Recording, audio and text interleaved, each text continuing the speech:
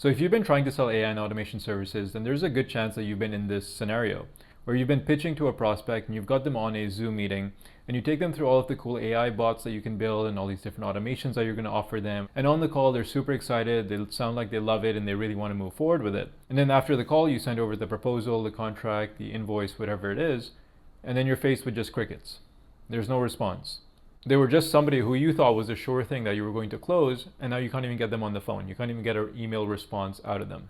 Now, this isn't as uncommon as you might think, so I don't want you to feel bad about it, and I don't want you to beat yourself up and consider giving up because this is happening, because especially for beginners, this is very common.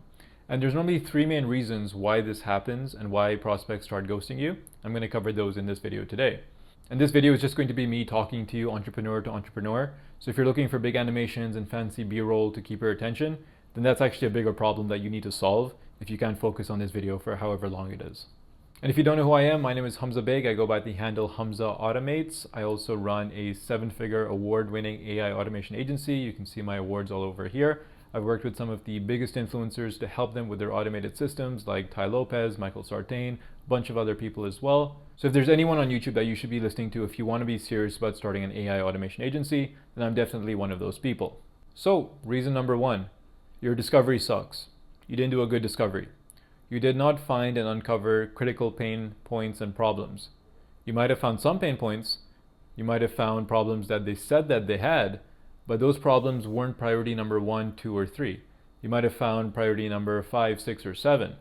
And sure, that's a problem, and that problem requires a solution, but it doesn't keep them up at night. They can happily ghost you and get on with their day without thinking twice about it because that problem isn't severe enough. And you have to take accountability and ownership for that. During your initial call, during your discovery or consultation, it is your job, it is your requirement to find out what priority number 1, 2, and 3 are. And sometimes the prospects lie. Sometimes they don't even know what the priorities are. But still, you as a salesperson, you need to figure that out. You need to ask the right questions. And if you're following my discovery methodology and framework, then you know the right questions to ask.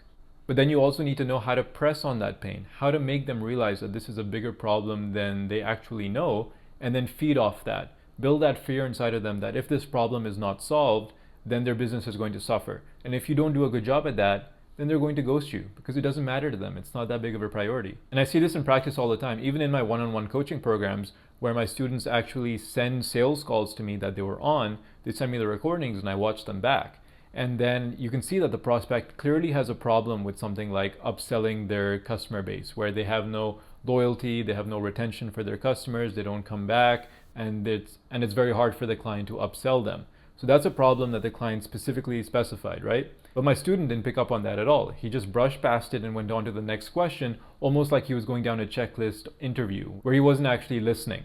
And instead, at the end, he started pitching reputation management services where he's going to help them get more Google reviews and move up the rankings, when clearly there was a massive problem with retention and loyalty. So it's on you to recognize these things. And now this segues into point number 2, which is that they simply might not trust you. And I don't mean not trust you in the fact that you didn't build enough rapport at the beginning, because conventional sales advice, especially online, is like in the first 5 minutes of a sales meeting, you should be doing small talk and finding some common interests and, talking about the weather, some bullshit like that, right? That's not what I mean when I say they don't trust you. The only thing that matters when you're selling a service is, do they trust your competence and your expertise? Do they actually trust you to get the result that you're promising?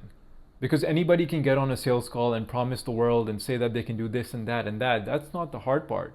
The hard part is fulfilling and seeing it through. And if the prospect feels that, you're just talking out of your ass, but you can't back it up, then they're going to ghost you. I get dozens of messages a day from people who are pitching me different services, saying that they can help me add 20K MRR to my agency, or help 10X my school community, or help me grow on YouTube. They tell me all of these things, right? But then I look at their profile, and they're like 16 years old, and it's a completely empty profile, and they have no social proof, nothing to back it up. So I'm like, why would I trust you? Like, no matter how good your pitch is, and how well you try and convince me, there's no feeling inside of me that says I should trust this person because they can clearly back up what they're saying. That's why in my programs, I place such an emphasis on getting case studies and testimonials and building expertise, because once you can do that, then that's what you showcase during your sales calls. You can tangibly show that you've actually helped other businesses get these results. That's why it's so important to build up social proof, because in this day and age, followers equal credibility. If you have a large following and a base, then people automatically trust you because you must be doing something right. You can't be a scammer or a liar and then get that far, because eventually you're going to be caught out. Or at least that's how people think, right? And the third main reason is a pricing mismatch. So you need to understand where your client is at in terms of their pricing, their budget, what industry they're in, what kind of business they're running, how well the business is actually doing.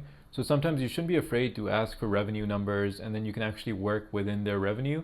And then you can get pretty creative. You can offer rev shares, you can offer, profit splits instead of doing the typical monthly retainer. But there's so many other factors that go into pricing. So you can watch my pricing video, which I'll probably link in the description or something, to see the methodology and the logic behind it.